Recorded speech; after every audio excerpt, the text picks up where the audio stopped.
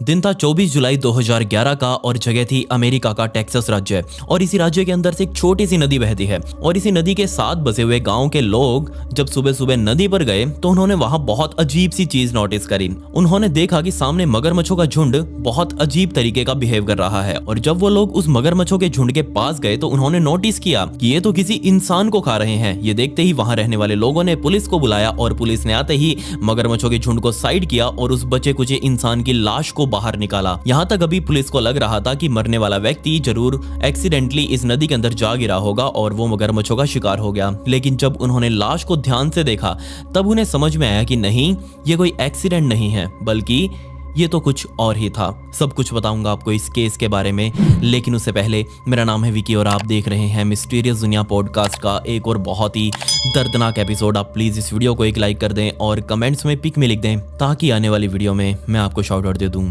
तो असल में इस पूरे कांड की शुरुआत होती है तकरीबन 11 दिनों पहले से, यानी कि 13 जुलाई 2011 से, जब नॉर्थ कैरोलिना की रहने वाली शिवान और हेडी नाम की दो औरतें वहीं के एक लोकल पुलिस स्टेशन में गई और उन्होंने वहां जाकर पुलिस वाले के डेस्क के ऊपर एक फोटो रखी और कहा कि ये हमारी दोस्त लॉरा एकरसन है और ये पिछली रात से गायब है। जैसे ही पुलिस वालों ने इसकी फोटो देखी, उसकी फोटो को पूरे स्टेट के अंदर सर्कुलेट कर दिया गया और उसकी मिसिंग रिपोर्ट दर्ज कर दी गई। तकरीबन 5 दिनों बाद, जी हाँ, इसके तकरीबन 5 दिनों के बाद पुलिस वालों को लोरा की गाड़ी उस जगह से जहां पर उन्होंने वो रिपोर्ट दर्ज करी थी उससे तकरीबन 150 मील दूर ऐसे ही लावारिस हालातों में खड़ी हुई मिली। पुलिस ने जैसे इस गाड़ी को कब्जे में लिया, उसकी जांच की गई, लेकिन उस गाड़ी में कुछ भी पुलिस वालों को अजीब नहीं मिला। उसकी मालकिन यानी कि लॉरा एकरसन अभी भी गायब थी। आखिर वो कहाँ गई, उसके साथ क्या हुआ था? दोबारा से पुलिस वालों ने शिवान और हेडी को पुलिस स्टेशन में पूछताछ के लिए बुलाया और कहा कि हमें लॉरा की गाड़ी तो मिल गई है लेकिन लॉरा का अभी तक कुछ पता नहीं चला है। तकरीबन 5 दिन बीत चुके हैं, हम अभी तक लॉरा को नहीं ढूंढ पाए हैं। तो क्या आप हमें और कुछ बता सकते हैं उसके बारे में, उसकी पिछली लाइफ के बारे में, ताकि हम उसको अच्छे तरीके से आइडेंटिफाई कर पाएं कि आखिर लॉरा के साथ क्या हो सकता है, आखिर वो कहां जा सकती है।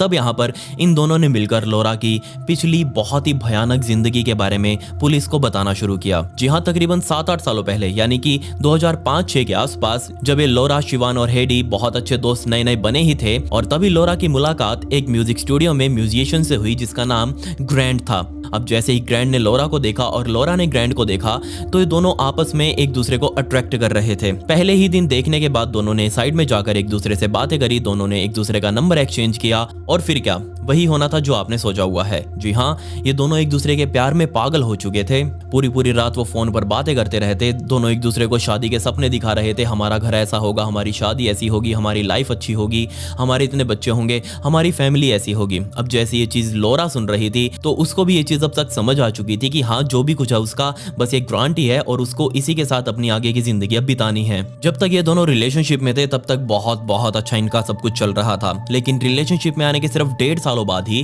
लॉरा ने ग्रैंड से बहुत ही चुपके से दूर कहीं देश में जाकर वहीं पर शादी कर ली और वापस जब वो अपनी लोकेलिटी में आए तो एक कपल बनकर आए थे। अभी तक किसी को भी नहीं पता था कि इनका कोई रिलेशनशिप भी चल रहा है और अब एकदम से लोग इनको शादी किया हुआ देख रहे थे। तो सभी बहुत ज्यादा हैरान कि इन्होंने शादी कब करी, किससे पूछ के करी। जब लॉरा ने अपने माता पिता को बताया तो वो भी बहुत ज्यादा अपसेट हुए कि तुमको एटलीस्ट हमें तो बताना चाहिए था, हम देखते पहले कि ये लड़का कैसा है, क्या तुम्हारे लिए ठीक है भी या नहीं। लेकिन लॉरा ने कभी किसी को कुछ बताया ही नहीं, बिना किसी से डिस्कस किए उसने जस्ट ग्रैंड से शादी कर ली।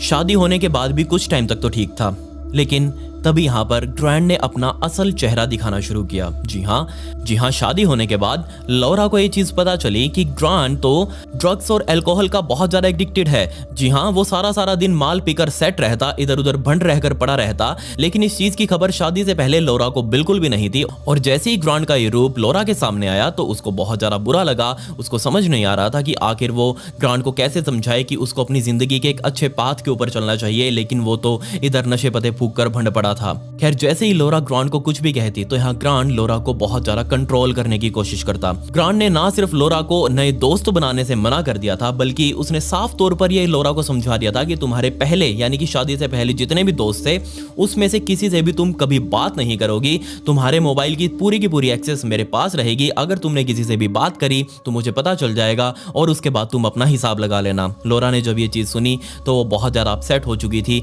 उसको समझ नहीं आ रहा था कि शादी से पहले पहले ग्रांट कैसा था और अब ये कैसा बन चुका है। खैर, जैसे तैसे लड़ाइयाँ चलती रही और इन्हीं लड़ाई के बीच में लॉरा एकरसन 2 बार प्रेग्नेंट भी हो चुकी थी और उसको 2 बेटे पैदा हुए। इन बच्चों के पैदा होने के बाद लॉरा को कहीं ना कहीं ये उम्मीद थी कि अब तो ये ग्रांट कहीं ना कहीं सुधर जाएगा, उसको अपनी जिम्मेदारियों का एहसास होगा और इन बच्चों की भी परवरिश अच्छे से कर पाएगा। लेकिन यहाँ ग्रांट तो कुछ और ही सोचकर बैठा हुआ था। लेकिन लॉरा ने यहाँ पर बिल्कुल गलत सोचा हुआ था। जैसे ही बच्चों की जिम्मेदारी लेने के लिए वो ग्रांट को समझाती, ग्रांट उसके साथ मार पिटाई करता और इस मार पिटाई के पीछे का भी एक कारण था और वो कारण था एक्स्ट्रा मैरिटल अफेयर। लॉरा एकरसन से कर रखी थी, लेकिन यहाँ ग्रांट का एक एक्स्ट्रा मैरिटल अफेयर न्यूयॉर्क में बैठी हुई अमांडा नाम की एक लड़की के साथ चल रहा था। और जैसे ये बात लॉरा एकरसन को पता लगी तो उसने अपना पूरा होश खो दिया और वो सीधा ग्रांट के ऊपर जा चढ़ी। लेकिन ग्रांट ने उसे पकड़कर आराम से मार पिटा कर ये समझा दिया कि तुम चाहे कुछ भी कर लो, मुझे अमांडा पसंद है और मैं उसी के साथ रहना चाहता हूँ। जब ये बात लॉरा ने सुनी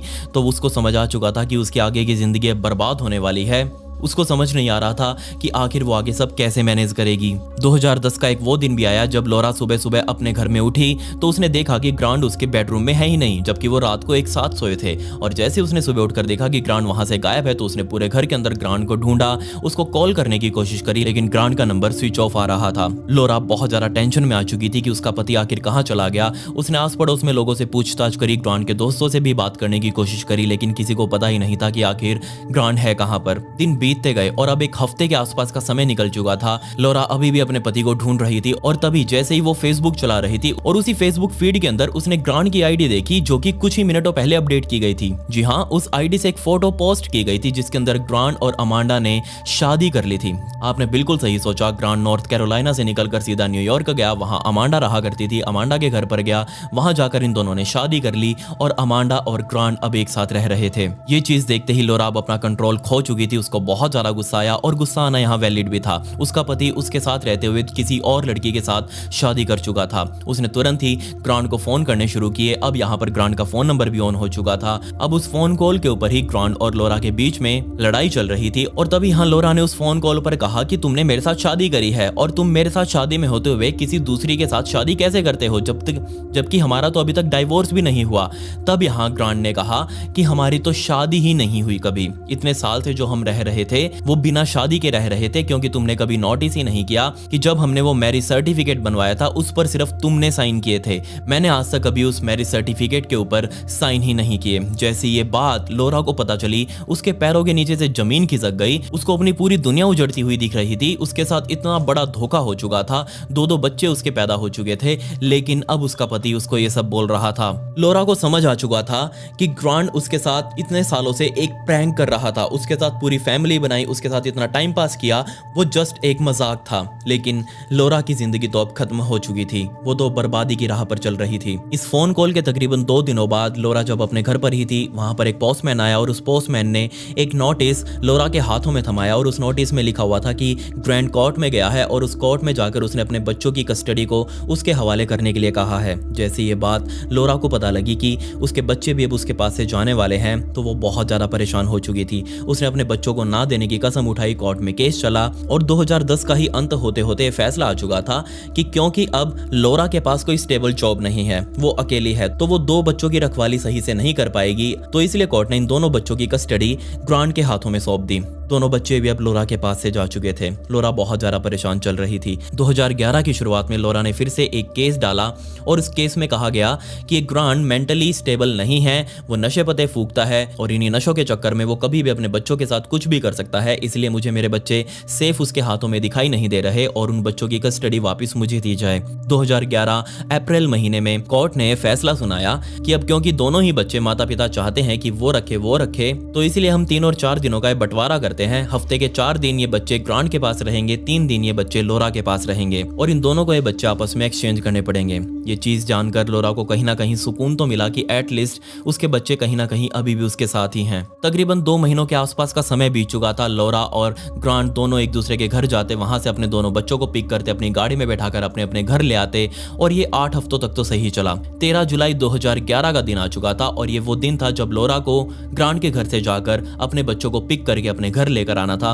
लोरा सुबह सुबह उठी, उसने अपना नाश्ता वगैरह किया, बाहर निकलकर गाड़ी में बैठी, गाड़ी उठाकर सीधा वो ग्रांट के घर पर पहुंची। उसने दरवाजा खटखटाया और अंदर जाकर अपने बच्चों से वो मिलने लगी। लेकिन जैसे ही वो दोनों बच्चों को लेकर बाहर निकलने वाली थी, ग्रांट उसके रास्ते में आकर खड़ा हो चुका था। उसने दरवाजा अंदर से लॉक कर दिया और लोरा के साथ लड़ाइयां करने लगा। उसने कहा लोरा को कि मैं बहुत ज़्यादा परेशान हो चुका हूँ ये बच्चों की अदला बदली से, मैं नहीं चाहता कि ये बच्चे तुम्हारे पास जाएं, इसलिए मैं हमेशा हमेशा के लिए तुमको इस बच्चों से जुदा कर रहा हूँ, तुमको कहीं और भेज रहा हूँ। जैसे ये बात लोरा ने सुनी तो उसको समझ नहीं आया कि आखिर ये ग्रांट कैसी बातें कर रहा है, वो क्या करना चाह रहा है। और इससे पहले कि वो कुछ समझ पाती, यहाँ ग्रांट ने एक पेचकस के साथ, एक स्क्रू ड्राइवर के साथ लोरा के ऊपर हमला कर दिया। उसके गले के अंदर वो पेचकस मारने लगा और इतनी तेजी से मार रहा था कि लोरा को संभलने तक का मौका नहीं मिला। लेकिन फिर भी किसी तरह लोरा अपने आप को डिफेंड कर रही थी, अपने आप को बचाने की कोशिश कर रही थी। और हैरानी वाली बात यहाँ ये थी कि उस टाइम पर ये अमांडा, ग्रांट की दूसरी पत्नी, वो उसके साथ ही खड़ी थी। ग्रांट लोरा के ऊपर पेचकस से वार किए जा रहा था और बेइंतहा हुए इन वारों से बेचारी लोरा की मौके पर ही मौत हो चुकी थी। अब ग्रांट ने यहाँ लोरा का मर्डर तो कर दिया, लेकिन अब इस बॉडी को ठिकाने भी लगाना था। खून बहुत ज्यादा बह चुका था, पूरे घर के फर्श के ऊपर खून ही खून था। आसपास जो चादरें पड़ी थी, बेडरूम में भी खून पहुंच चुका था, उन चादरों के ऊपर भी खून लगा हुआ था। काफी सारा फर्नीचर जो था वो भी खून से लथपथ हो चुका था और यहाँ ग्रांट खुद भी ऊपर से लेकर नीचे तक खून में सना हुआ था। तब ग्रांट और अमांडा दोनों बैठे, इन दोनों ने बच्चों को दूसरे कमरे के अंदर शिफ्ट किया और खुद यहाँ दोनों बैठकर ये सोच रहे थे कि आखिर वो इस बॉडी का अब क्या करें। तब इन दोनों ने प्लान बनाया कि क्यों ना हम इस बॉडी को कहीं ऐसी जगह दफना दें जहां कोई पहुंच ही ना सके, या फिर इस बॉडी के साथ कुछ ऐसा करें जिससे ये बॉडी कभी उन्हें मिले ही ना। क्योंकि आज भी ये रूल है अमेरिका में या फिर काफी सारे देशों के अंदर ये रूल है कि जहां किसी को लाश ही नहीं मिलेगी वहां कोई क्राइम ही नहीं साबित हो पाएगा, और क्राइम साबित नहीं होगा तो सजा की तो बात ही नहीं बनती। ये बात जानकर उसी शाम को ग्रांट अपने घर से बाहर निकला। उसने अपनी गाड़ी उठाई और गाड़ी उठाकर सीधा वो पास ही के एक सुपरमार्केट में गया और सुपरमार्केट में जाकर उसने शॉपिंग करनी शुरू करी। और शॉपिंग के नाम पर उसने काफी सारी एसिड्स की बॉटल्स, आरी, ब्लेड्स, ब्लीच के कैंस, काफी सारे रफ कपड़े, वो सारे उसने अपनी उस शॉपिंग कार्ट के अंदर रखे, उनका बिल करवाया और वो सारा सामान अपनी गाड़ी में लाद कर वापस अपने घर आ चुका था। इन दोनों का प्लान था कि वो सबसे पहले इस लाश को अच्छे तरीके से काटेंगे छोटे छोटे हिस्सों में, ताकि इसको डिस्पोज करना बहुत ईजी हो जाए। यहाँ ग्रांट और अमांडा दोनों ने मिलकर लोरा की लाश को तकरीबन 7-8 टुकड़ों में काट दिया और उसको काटकर अलग अलग पॉलीथीन्स के अंदर भरकर उन्होंने वो पॉलीथीन्स अपनी गाड़ी के अंदर रखे। गाड़ी के अंदर रखते ही वो वापस अपने घर में ऊपर आए। उन्होंने अपने घर की साफ सफाई करनी शुरू करी। काफी सारे फर्नीचर के ऊपर भी खून लगा हुआ था। उस फर्नीचर को बाहर रखकर अपने गार्डन में ही उन्होंने जला दिया और जहां फर्श के ऊपर खून लगा हुआ था उस फर्श के ऊपर ब्लीच के पोंचे लगाए गए। आपको पता है कि ब्लीच एक ऐसा केमिकल होता है जिससे किसी भी चीज का रंग उड़ जाता है, वो बहुत ज्यादा पावरफुल है। तो यहाँ पर वो ब्लीच का इस्तेमाल कर रहे थे। घर की पूरी साफ सफाई करने के बाद उन्होंने अपने बच्चों को वापस अपनी गाड़ी में बिठाया और ये दोनों भी अब गाड़ी में बैठकर वहां से निकल चुके थे। उनको याद आया कि टेक्सास के अंदर जो नदी बहती है उसके अंदर काफी सारे मगरमच्छ भी तो हैं, तो क्यों ना हम इस लाश को वही डंप कर दें। लेकिन उससे पहले उनका प्लान ए ये था कि क्यों ना वो इस लाश को एसिड के अंदर गला दें। ये बहुत ज्यादा ईजी होने वाला था। तो उन्होंने ये सोचा कि हम ये काम भी उस नदी के पास जाकर ही करेंगे। वो इस काम को यहाँ शहर के बीच में रहते हुए तो नहीं कर सकते। वो अपनी गाड़ी को लेकर सीधा टेक्सास की उस गाँव के साथ में बहने वाली नदी के पास पहुंचे और वहीं पर जंगलों के बीच में अपनी गाड़ी को लगाकर उन्होंने लोरा की लाश को एसिड के अंदर गलाना शुरू किया। लेकिन वो एसिड इतना पावरफुल नहीं था, उसके अंदर लाश को गलने में काफी सारे दिन लगने वाले थे और ये काम ग्रैंड और अमांडा बहुत जल्दी करना चाह रहे थे। तब उन्होंने अपने प्लान बी को काम में लिया। लोरा की लाश के टुकड़ों को साइड से बह रही नदी के अंदर फेंक दिया, जहां पर उनको मगरमच्छ ऊपर तैरते हुए दिखाई दे रहे थे। सारे टुकड़ों को फेंकने के बाद वो वापस अपने घर में आए और आराम से अपनी जिंदगी काटने लगे। तकरीबन 11 दिनों बाद तक, यानी कि 24 जुलाई का समय आ चुका था। लोरा को गायब हुए 11 दिन बीत चुके थे और अब तक पुलिस को लोरा का कोई अंदाजा ही नहीं था। तब यहाँ टेक्सास के पास उस गांव के लोगों ने टेक्सास पुलिस को इन्फॉर्म किया कि यहाँ कुछ टुकड़े पड़े हुए हैं लाश के और मगरमच्छ उनके इर्द गिर्द घूम रहे हैं। जैसे ही पुलिस पहुंची, उन लाश के टुकड़ों को बाहर निकाला गया। तब यहाँ पर पुलिस वालों को पता चला कि ये कोई एक्सीडेंट नहीं है, बल्कि इन टुकड़ों को तो बहुत सटीक तरीके से किसी धारदार हथियार से काटा गया है और ये काम तो जरूर कोई इंसान ही इंसान के साथ कर सकता है। पुलिस वालों ने बचे कुचे टुकड़ों को फोरेंसिक जांच के लिए हॉस्पिटल में भिजवाया। लाश का पोस्टमार्टम किया गया और तब यहाँ डॉक्टर्स को पता चला कि इस लड़की की बची कुची रीढ़ की हड्डी के अंदर भी पेचकस लगने के निशान थे। जी हाँ, रीढ़ की हड्डी कितनी मजबूत होती है हमारी, उसके अंदर भी पेचकस आर पार हो चुका था। अब आप सोच ही सकते हैं कि यहाँ पर लोरा को किस तरीके का दर्द दिया गया था उस टाइम पर, जिस टाइम पर ये ग्रांट उसकी जान ले रहा था। खैर, लाश को ट्रेस करते हुए और लोरा की पिछली जिंदगी को देखते हुए पुलिस वाले सीधा ग्रांट और अमांडा के पास पहुंचे और उन दोनों को हिरासत में लिया गया। ग्रांट की जेल के अंदर अच्छे से सेवा की गई, जी लगाकर उसको तोड़ा गया और तोड़ते तोड़ते उसने सब कुछ कबूल कर लिया कि ऐसे ऐसे लोरा और उसके बीच में सब कुछ ठीक नहीं चल रहा था और बच्चों की कस्टडी सिर्फ उसके पास ही रहे, इसीलिए उसने लोरा के साथ ये सब कुछ किया। जिस पुलिस वाले ने ग्रांट का इंटरव्यू लिया था, उस पुलिस वाले ने कहा कि मैंने अपने 30 साल के पुलिस करियर के इतिहास में ऐसा अजीबोगरीब केस नहीं देखा, ऐसी नफरत कभी उसने आज तक नहीं देखी थी जो वो पहली बार अब देख रहा था। खैर, इन दोनों को कोर्ट के अंदर पेश किया गया और कोर्ट में जाते ही ये अमांडा, जो कि अभी तक इस ग्रांट की पत्नी बनकर बैठी हुई थी, ये पलट चुकी थी और उसने कहा कि ये ग्रांट तो खुद मुझे भी ब्लैकमेल कर रहा था, मुझे मजबूरी में इस ग्रांट का साथ देना पड़ा। इसने मुझे कहा था कि अगर तुम मेरा साथ नहीं दोगी तो मैं तुम्हारा भी इस लोरा के जैसा हाल कर दूंगा, और क्योंकि मैं बहुत ज़्यादा डर चुकी थी, मुझे भी अपनी जान की फिक्र थी, इसलिए मैं मजबूरी में आकर इस ग्रांट का साथ दे रही थी।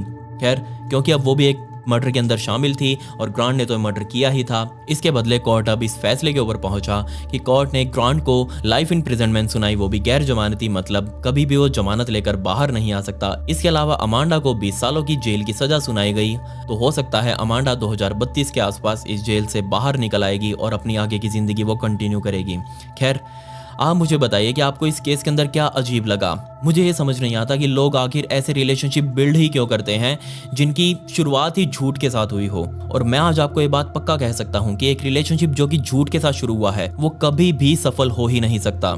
तो आप भी अपने आप को ऐसे लोगों से बचा कर रखिएगा हमेशा, जो कि आपके साथ बहुत ज़्यादा अच्छा बनने की कोशिश कर रहे हो, जिनसे जुड़े हुए आपको कुछ ही टाइम हुआ हो और वो आपकी बहुत ज़्यादा ओवर केयर कर रहे हो। ऐसे लोग एंड में आकर हमेशा कुछ ना कुछ आपको धोखा ही देंगे और वो धोखा आपकी ज़िंदगी से भी बड़ा हो सकता है। सो अपने आप को इस दरिंदों से भरी हुई दुनिया में सेफ रखिएगा, क्योंकि सेफ रहना बहुत ज़्यादा ज़रूरी है बजाय किसी के झूठे दिलासों के अंदर आने में। खैर, अगर आपको मुझसे बात करनी हो तो मेरी इंस्टाग्राम आईडी है, इसका लिंक आपको डिस्क्रिप्शन में मिल जाएगा, तो प्लीज़ आप मुझे वहाँ फॉलो जरूर कर ले। वहाँ पर मैं ऐसी स्टोरीज को रील्स फॉर्मेट में डालता हूँ।